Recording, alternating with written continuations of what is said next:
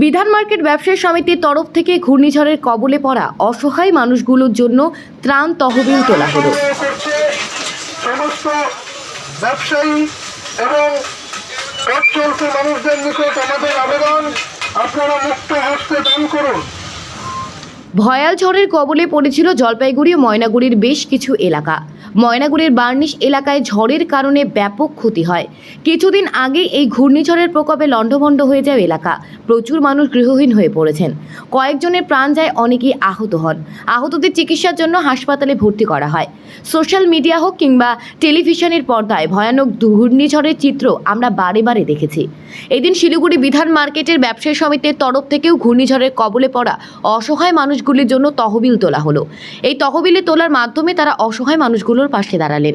এদিন সকালে বিধান মার্কেট ব্যবসায়ী সমিতির তরফ থেকে ঘূর্ণিঝড়ের কবলে পড়া অসহায় মানুষগুলোর জন্য তহবিল তোলা হয়। বিধান মার্কেট ব্যবসায়ী কমিটির সেক্রেটারি বাপি সাহা জানান, কয়েকদিন আগে ঝড়ের প্রকোপে লণ্ডভণ্ড হয়ে যায় সবকিছু। আমরা টিভিতে কিংবা খবরের কাগজে দেখতে পেরেছি। এই অসহায় মানুষগুলোর পাশে দাঁড়ানোর জন্য বিধান মার্কেট ব্যবসায়ী সমিতির তরফ থেকে আজ তহবিল তোলা হচ্ছে। যা উঠবে সেই দিয়ে অসহায় মানুষগুলোর জন্য খাবারের ব্যবস্থা করা হবে। প্রসঙ্গত, কিছুদিন আগে ঘূর্ণিঝড়ের কবলে পড়ে জলপাইগুড়ি ও ময়নাগুড়ি বেশ কিছু এলাকায় প্রচুর ক্ষয়ক্ষতি হয়। সেই দিনই মুখ্যমন্ত্রী রওনা হয়ে যান। রাতে জলপাইগুড়ি হাসপাতালে গিয়ে আহত মানুষদের সাথে সাক্ষাৎ করেন, পাশে থাকার আশ্বাস দেন। পরের দিন অভিষেক বন্দ্যোপাধ্যায় শিলিগুড়ির একটি বেসরকারি হাসপাতালে ঝড়ের কবলে পড়ে আহত দুই জনের সাথে দেখা করেন, পাশে থাকার আশ্বাস দেন। বলতে গেলে একটা বিদেশি ঝড় আমাদের এই ময়নাগুড়ি গ্রামকে তছনছ করে দিয়ে চলে গেছে। মানে একটা লোকের খাওয়া বাসন বাটি খাওয়ার বাড়ি কিছুই নেই, তারা খুবই অসহায়ের ভিতরে পড়ে আছে।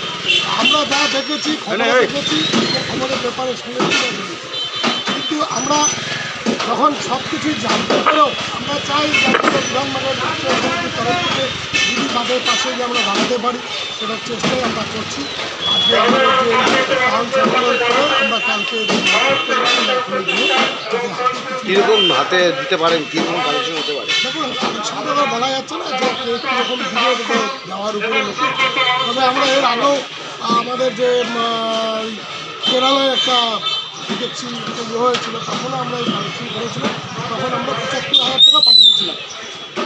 আমরা দুর্গত মানুষদের পাশে বরাবর